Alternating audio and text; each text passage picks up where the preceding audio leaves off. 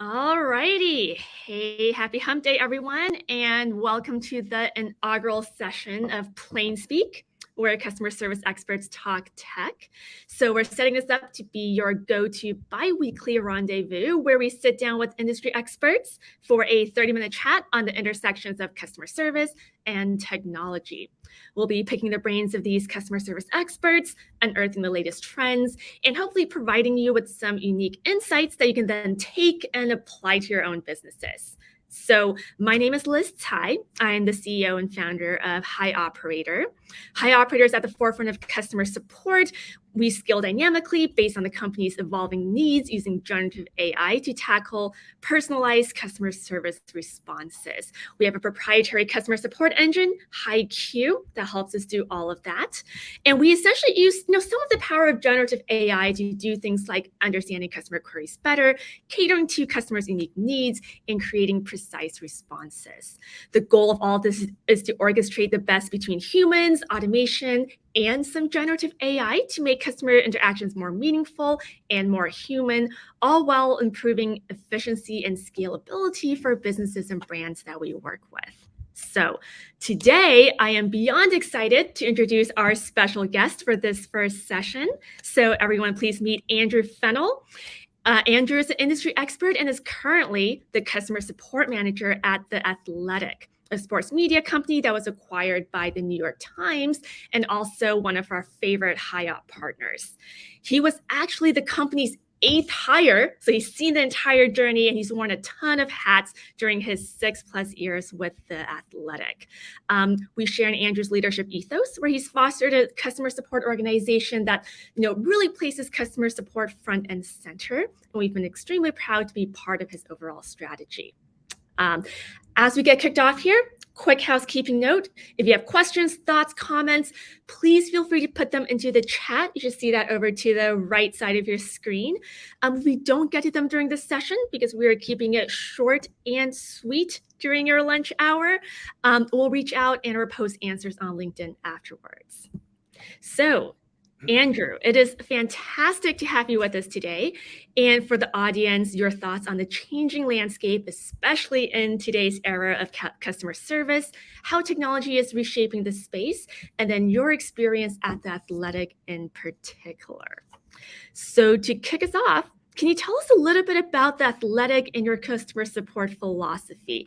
Tell us about that journey, how you've seen it change, and how you've adapted to that over time. Sure. Yeah. First of all, just happy to be on here to speak with you, Liz. It's been a great partnership all these years, and good to just talk about some of this out in the open. So to start with our customer support philosophy, really, when you start at a startup as an employee 8, and then you scale to an organization that gets acquired by the New York Times, there's a lot of change that happens between subscriber 1 and subscriber 1 million. I think the driving force behind our philosophy so far has been that the customer is what drives a support journey, not necessarily your systems or your agents. We as managers and as builders can get focused on building the textbook right support agency and how it's structured and all those things. But if you're not meeting your needs of the customer, then it doesn't matter how fancy the organization is. You're not meeting the needs of your customer. For me, what that means is we have to balance quality and efficiency. It's easy for anyone to say, I want to maximize the quality of customer care that I give to all of my customers. But I think necessarily whenever you focus on maximizing quality, you can let efficiency slide. And then you might be making yourself happy and making some customers happy, but you're not making all customers happy. So for us at The Athletic, we're in the media industry, and the media industry is different than general tech or social media. It's very fierce. There's tons of long-standing competitors, and then also for the last decade with Twitter, there's basically 1,000 new competitors every single day. So we're focused on achieving the level of quality that our customers need to enjoy our product, rather than overzealously chasing the most maximum quality. Awesome. And Andrew, one of the things I really admired as I followed on your journey is that you really have been at athletics since the very beginning, right? Can you tell us a little bit about what did it look like as employee 8? What did quality and meeting the customer look like there? And then how has that scaled to today, right? Where it's millions of subscribers and I'm sure a very different landscape. Sure. Yeah. So to begin with, I was taking over support responsibilities coming into this role from Alex Mather, who is the CEO. And as you can understand, as a founder and CEO, there are a lot of other conversations that you can better spend your time doing than, how do I log in with Facebook? So I took over for Alex, and really for the first few months, wrapping my head around the product that the Athletic offered and what customer was most likely to use that product in the early days. I invested very heavily into maximum quality. I mean, I can remember going to Starbucks one evening and getting a notification on my phone that a customer had replied to a ticket that I had been working on, and then just being compelled to open my laptop and actually respond to the customer at 8 p.m. at a Starbucks. And that's not scalable, but it was really helpful for me in that moment whenever we had a small enough level of ticket volume to fully understand what our customers needed and how best to service them. I think, that's not how we operate now, but it was helpful in my formation with the company, building out our customer philosophy. So moving on from being a startup, whenever we got to the end of, I think, my first full year there, I remember having a party for 100,000 subscribers, and wow. So that was exciting, and I thought that we were, about to light the world on fire, and we did have a really strong growth trajectory, and most of it was built around city launches, and then whenever we launched in the UK, we had basically a country launch, and we weren't really sure how devoted UK football fans were to their favorite local writers. And it turns out they're extremely devoted to their favorite local football writers.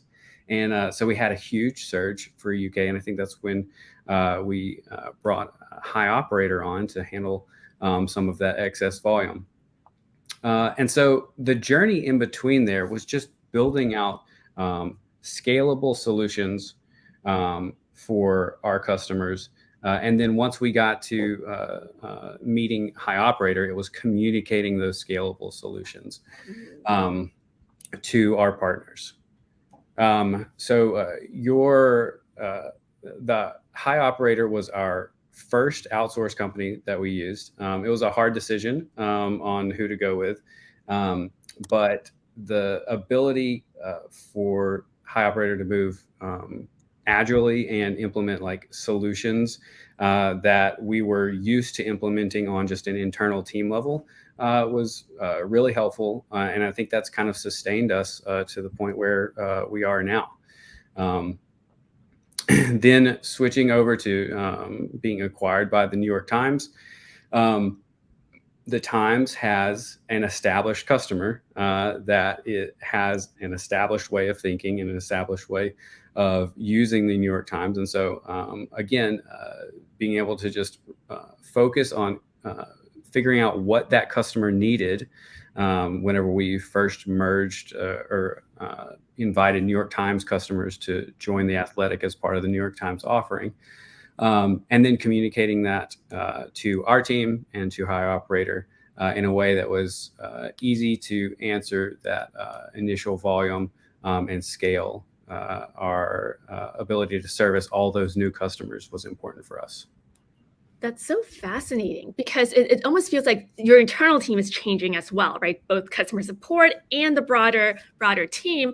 And then you're also onboarding very different customer bases as well, right? When you have your initial grassroots subscribers, your subscribers at scale, and then inviting in those New York Times customers. Just that must have been such a fascinating space in there. Maybe think about, as you've gone through that journey, or even just your journey as a customer and consumer of customer support for other brands, what's something surprising you've seen in that customer support space? Sure. Yeah. So I think getting into customer support, before I was in customer support, I was mainly just helping with product at some other companies. Getting into customer support, I assumed that large companies got to be large because everything about them, got better uniformly at the same time. So like their sales got better, their product got better, their customer support got better. And I realized after getting into the space and comparing our organization to other organizations, comparing our ticketing flow to other organizations, that is incorrect. That you can grow and get really big, and that can happen irrespective of your ability to support your customer. And so I think a benefit that we've had at The Athletic, growing relatively quickly and having a small team, is we've been able to focus our product and our engineering and our subscription. We've been able to consistently voice our customers' needs to them and build our company in a way that lets us support our customers as we grow. I think there's a little bit of company culture that goes on here. There's a little bit of like marginal investment that goes into this calculus. But whenever we put money, put time, put effort into building customer support the right way, as we grow, it's much easier to sustain a good customer support team, a good customer support philosophy as you're larger. Fascinating. That's such an interesting concept, right?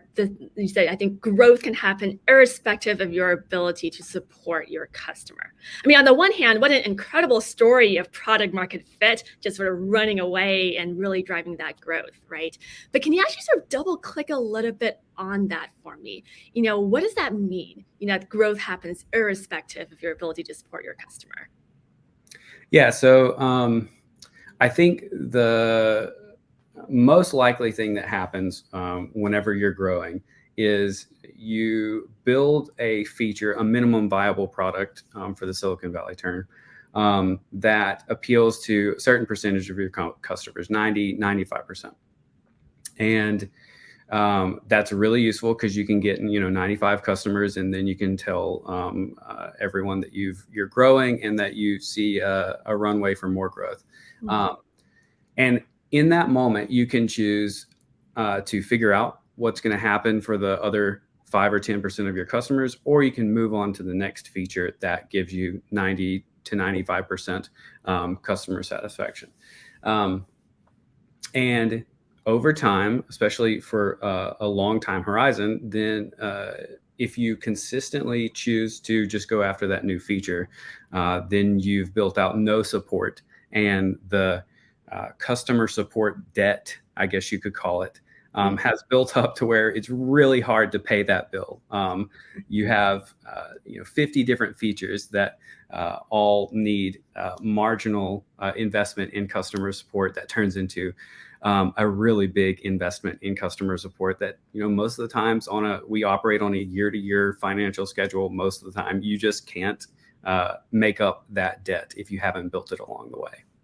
Fascinating. So if you've been self-served the entire time, right, you have to make so much investment before you can see any sort of payoff off the other end.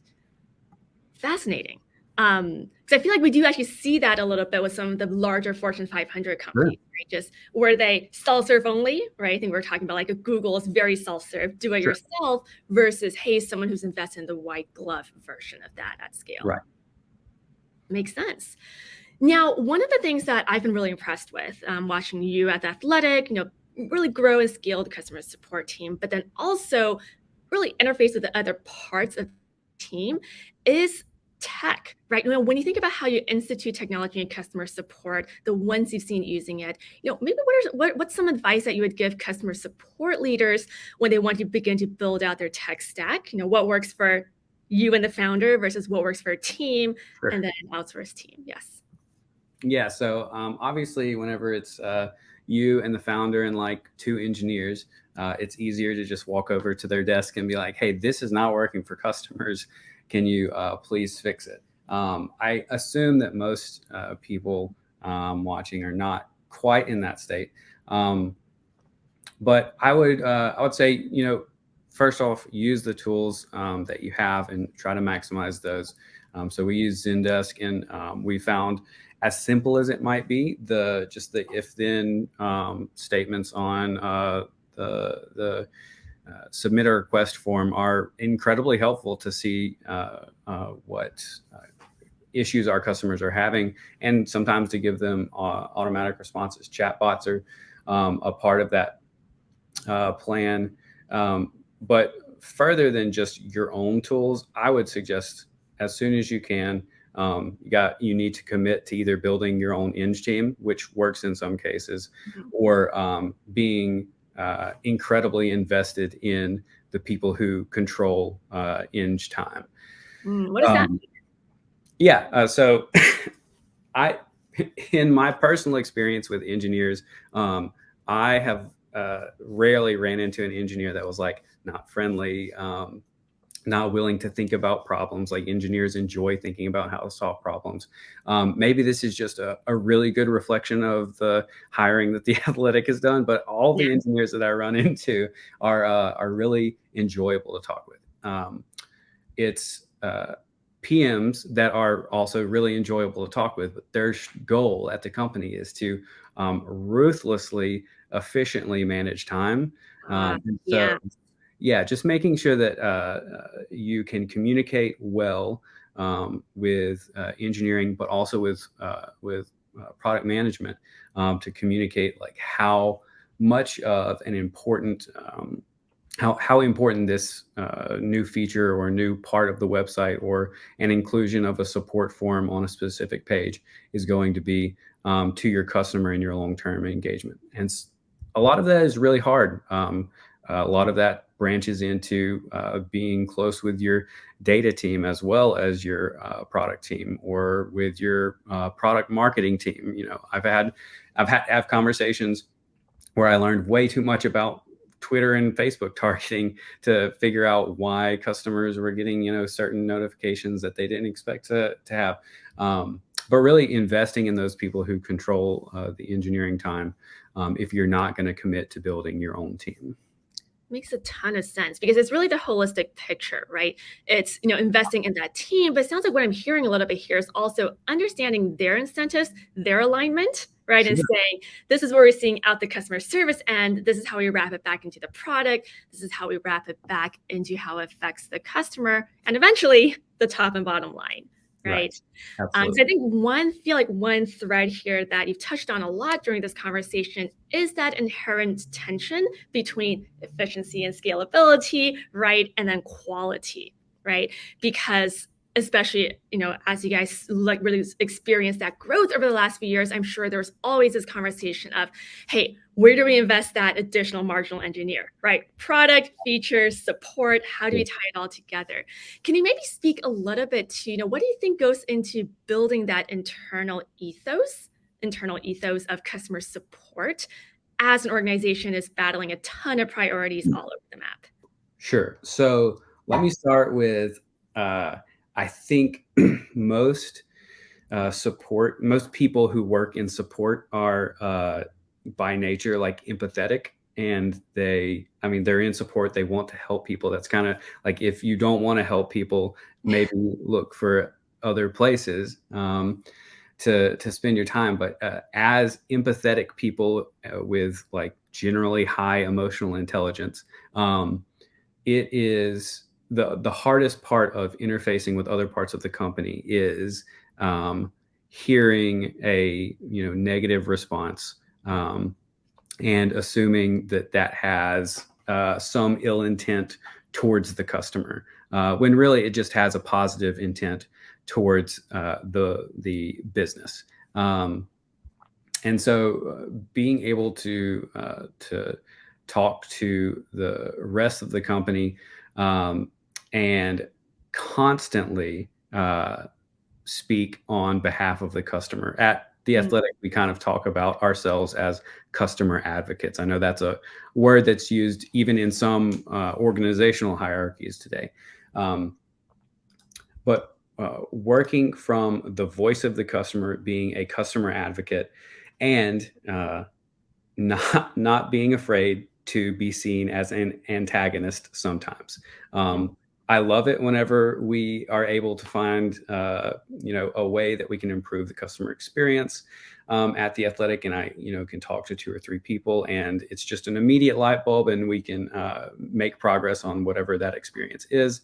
But there are some times where, again, we're in the media landscape. The competition is fierce. Every single decision is made at the margins of success or failure. And so being able to take the bad cop role and keep pushing whenever the customer needs to be advocated for, even if you get some pushback. No, I like that, right? Because voice of customer is not about listening to the voice of customer. You're saying it's sometimes really about being that voice of the customer internally in the company. I really like that. Because one of the things that we think a lot about when it comes to scale is, how do you have both scalability and quality, right? When it was you and Alex answering every inquiry, everything's super personalized, super customized. When you have a small internal team, you're scaling that as well. I think one of the things that, I've been really excited about with generative AI is the ability to sort of try and harness that and create, internal teams are always the heart and soul. They design the process of your brand voice and your experience and your systems, but then leveraging generative AI to really scale that out, right? And provide customization at scale is something that we found pretty exciting. Now, I know we're getting to end of people's lunches. So, Andrew, what's sort of a final idea, concept, or idea that you might want to tell our community about customer support, technology, or really anything else, customer support or otherwise, that you've had on your mind? Sure. So this is obviously an AI-focused branding here. I think AI, especially for customer support, is going to be, just incredible. We are not going to recognize where support workflows are in 5 years compared to 5 years ago, when everything was just focused on getting the cheapest outsource agent that you possibly can to give 3 questions to a customer and then hope that they get the right answer.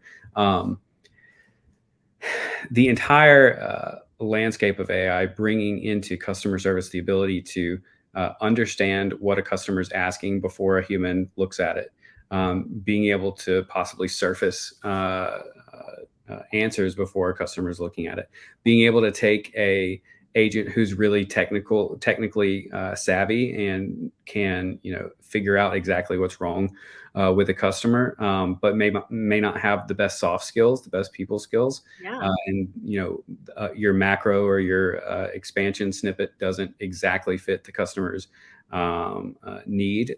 Just being able to take that agent and make them into the nicest person you've ever met through empathetic generative AI changing what they say.